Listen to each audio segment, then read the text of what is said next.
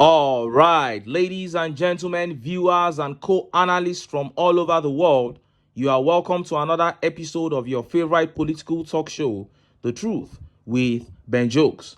Now, I have said here about 2 or 3 times that I believe there are forces trying to just end this country. I don't know what their reason or reasons are, but I believe there is a grand plan by some forces, external and internal, to render this country and her citizens completely useless. Because some of the steps the APC is taking now are not just about embezzling money. Some of these steps are aimed at completely destroying the fabrics of this country. For instance, in 2023, UNESCO said Nigeria had over 18 million out of school children. They made this revelation so that the Nigerian government can begin to, as a matter of emergency, do something to encourage people to start returning to schools. But what did TINUBU and APC do afterwards? They went ahead to increase school fees at all levels, thereby forcing more students out of school. That is a direct attack on the educational sector. And 2 weeks ago, the president of the Association of Small and Medium Scale Business Owners in Nigeria announced that 8 million small and medium scale businesses had collapsed in Nigeria under these 1.5 years of TINUBU. And the president, Dr. Femi Egbesola, went ahead to say that he personally downsized from 52 workers to 14 workers. And he went ahead to narrate the excruciating experience of some of the workers who were sacked and the ordeals of many of the crumbled business owners, which ultimately led to the death of some of them. So you are looking at people dying, you are looking at massive rate of unemployment because of the policies of this government. And with at least 8 million small businesses gone and many sacked, people who don't know better thought that TINUBU would begin trying to remedy the situation immediately. But few hours ago, the TINUBU administration came up with another bombshell. The government has come up with another policy that could cause more than 50% of Nigerians working in the private sector in this country to lose their jobs. With this policy, this regime is pushing for the kind of unemployment that will completely shut down this nation. Before I show you updates on that policy and how Nigerians reacted, let me quickly show you these videos. The first video here is the criticism of this shameful gesture by REMI TINUBU. See the video. The First Lady launched this One Nigeria Unity fabric at the State House on Monday. She said that this brilliant idea was inspired by her visit to Zimbabwe last year, December, where she saw them do something similar. And she said that this unity fabric will be worn across the country on October the 1st to celebrate Nigeria's Independence Day anniversary. Now, there have been several reactions to this, but the picture you're seeing is of the fabric that was printed for Zimbabwe that the First Lady has referenced. And then, of course, let's look at our own as well. Do we remember a couple of years ago when the worst we thought we could get was a woman who sat in the president's or the seat of the president's wife and said, "There is God, oh." At least that one was funny. You know, people say they miss patience. I do remember that we thought that was the worst we could get. Yep. The first people are hearing from the mother of the nation is, "Oh, I planted a garden in my home. You should do that too so that you won't starve." How many people can afford a home that has enough space to have a garden? The next thing we hear from her is, "Guess what, ladies? Let's go and find Ankara to wear." Are we going to eat? Are we going to put it in our pots and boil the Ankara with palm oil and eat? I can't believe how proud of foolishness we are in this country. I can't believe it. I'm actually very angry. I'm trying to control myself. You tell people please, my tablet don't have food to eat. That the thing they should do on their independence of what? I don't know. Are we independent of foolishness, independent of mediocrity, independent of the slavery mentality that we have? What exactly are we independent of? And then you tell them, you know what the solution is? Take this probably ugly, horrible looking, cheap piece of fabric. This is what's going to make Nigeria better. We are a bunch of clowns. You heard that. Remi TINUBU launched an Ankara and called it Unity Fabric. She said Nigerians would wear it on the 1st of October to celebrate Independence Day. Now, the whole situation in this country right now seems like a joke to this woman. The rate at which she insults Nigerians is becoming just too alarming. This same woman has spent over R1 billion in the last 3 months traveling out of Nigeria, flexing, touring the world. She mocked hungry Nigerians by saying she has a garden in her backyard and there she harvested vegetable to cook, that Nigerians should also go and start making gardens. Now she's launching Asebi in the face of severe hunger, as if we are all partying in Nigeria. And to the APC supporters who are watching, will you continue to support this sort of evil? As I speak to you, a bag of local rice in Nigeria sells above 95,000 naira. Petrol is selling for like 1,300 naira per litre, even above in some places. And Remi TINUBU is launching Asebi. Does this level of disregard for fellow humans not hurt your soul? Let's take this next video by Professor Udenta. Okay. The summary is brilliantly, put across. First and foremost, you can only tell a man who wants to listen to you. For the past 15 months, it is clear to everybody who cares to understand that this president and his team are listening to nobody but to themselves. And when you listen to yourself, you belong to what is called a mutual admiration club. You think that what you're doing is so fantastic, but the rest of the world, you're completely disconnected, cut loose from them and their reality. So I don't know what is going to happen for him to listen. Apparently, he has not listened the first day he turned out the removal of subsidy. He has not listened the day he was in China when he talked about, I heard there's a news floating around that the price of products, petroleum products, has even increased so casually. He's not listening because he put out a speech when people are protesting that is insufferably deficient in proclamations, in directives, and some clear guidance of what to do. You talked about the IMF. The journey started precisely in 1986 or 1987, the Structural Adjustment Program. That's an IMF PL. The new liberal mandate is actually to decapitate the social order of the state. The responsibility of the state to protect citizens. They want the state to retreat.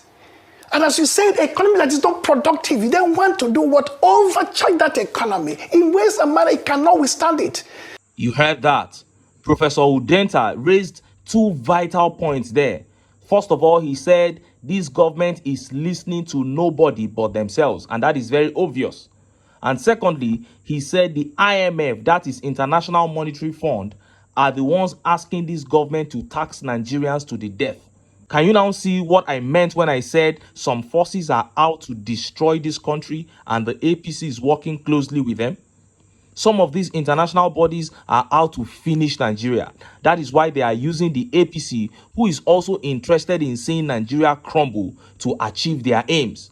And honestly, there is no way this country can survive economically under these harsh policies of TINUBU. Nigerians must rise to abrogate the evil schemes of the APC and these international bodies. Nigerians must rise to take their country back. Point blank, period. Now, let us look at that pronouncement, or should I say that policy statement by the TINUBU administration that could see millions of Nigerians lose their jobs. Can you imagine that TINUBU administration that has not even started paying federal civil servants minimum wage is threatening to jail private employers if they don't pay the new minimum wage? Look at how the papers reported it.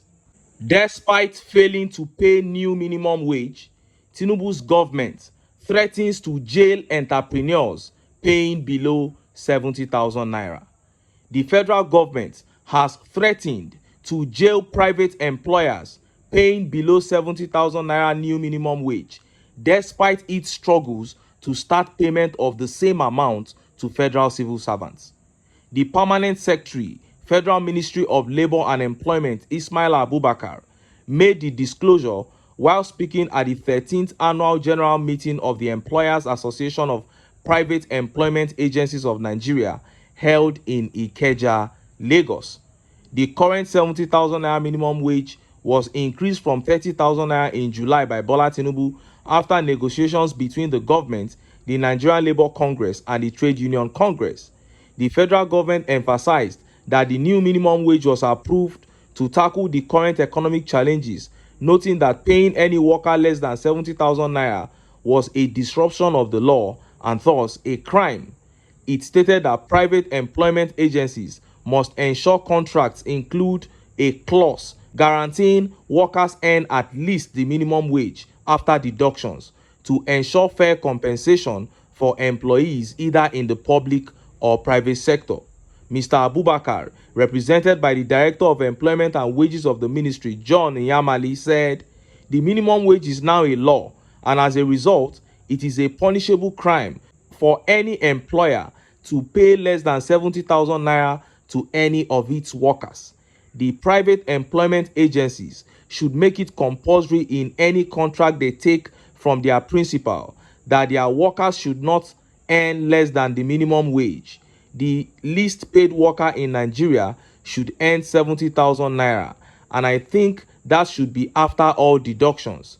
The minimum wage is a law, and you can be jailed if you fail to implement it. The federal government is committed to ensuring that the least paid worker goes home with 70,000 naira.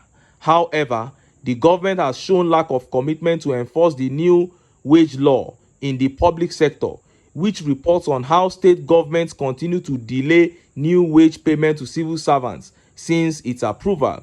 In fact, some state governments have been accused of dragging their feet in implementing the new minimum wage, which has led to frustration among civil servants struggling to make ends meet." You heard that? What an unbelievable update. It almost seemed like a daydream when I was reading that update, because the federal government itself has not started paying the new minimum wage.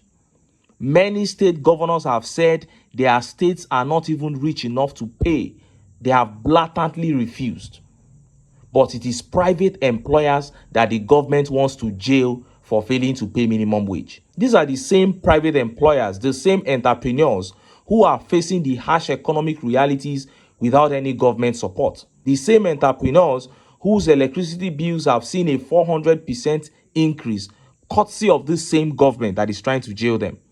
The same entrepreneurs who must now cough money out of their nose reels to pay for petrol and diesel to power their factories and offices. This is the same economic environment that companies like Microsoft, Bill Gates, shut down their offices and left. Billionaire firms said they are tired of doing business in Nigeria. They shut down and they left.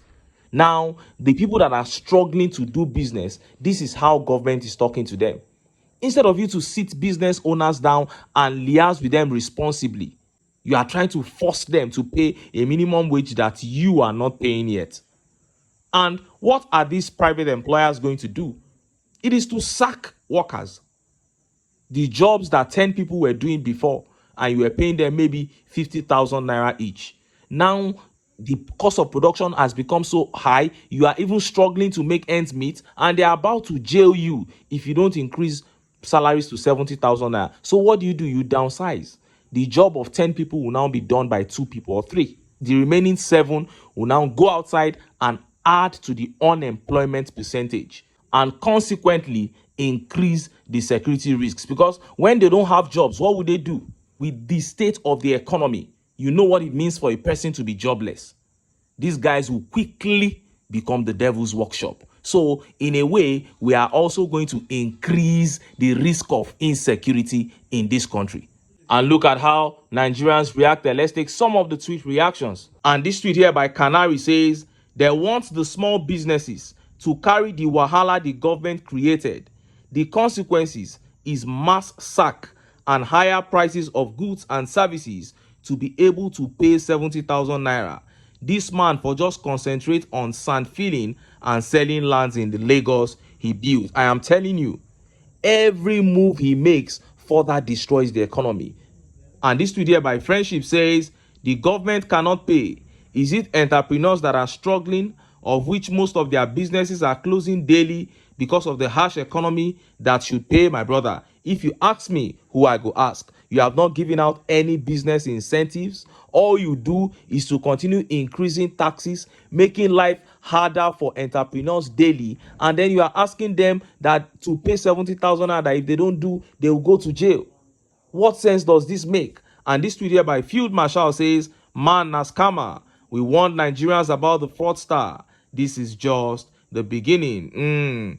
And Adewale Tajuddin here says, "When will federal government lead by example? And will they enforce this on state constituents? You want to wage war against private organizations when you and your state organs are yet to pay? I am shocked, my brother. I am so shocked." And this video by Akonji Adeyemi says, "Ask the federal government if they've paid their workers the audio minimum wage. Ask them if they will pay them this year. Ask them if the so-called minimum wage meets the new reality they put the country with fuel price now over 1,000 naira. Ask if the death wage is enough to feed any household. Misfits." Wow. This level of hypocrisy is mind-blowing. You control the entire state's resources. You have not been able to pay minimum wage, but you want to jail struggling business owners who might not be able to pay. And watch how millions of Nigerians are going to lose their jobs in the coming months. And no one can convince me that this is not a deliberate plot by government to raise the unemployment levels and further impoverish the people. But this is the APC, and they have only come to steal, to kill, and to destroy, so I'm not surprised. Now, let me show you this video of LP's candidate Olumide Apata speaking 7 different Nigerian languages. I enjoyed this video, and I believe you will too. See the video.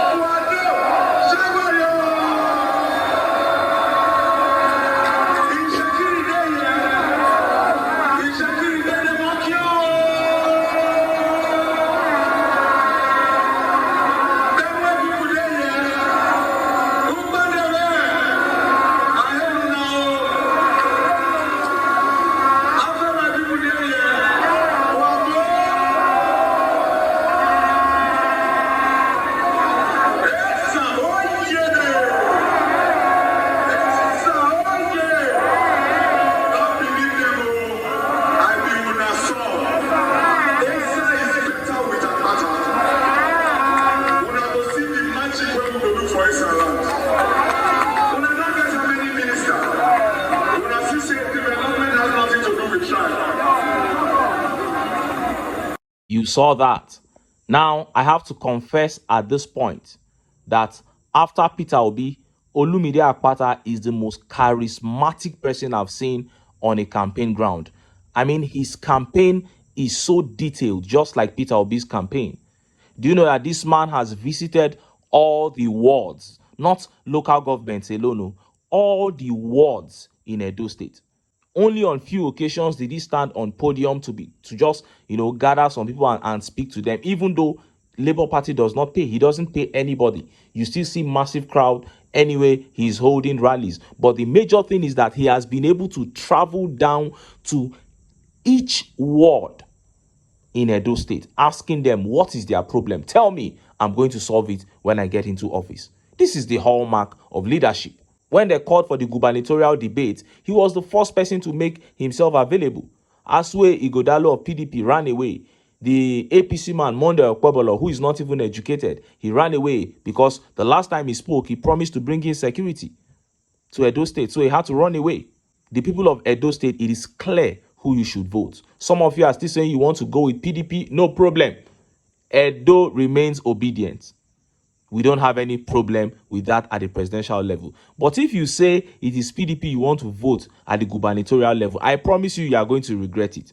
And when you come and you start crying, we will only laugh at you because we have warned and we have warned. We will remain friends, but we will laugh at you because we have told you now. You can see clearly that APATA is the man. So don't fool yourselves. Put on your thinking caps. Go out there and vote APATA into office. But until then, make I still enter town.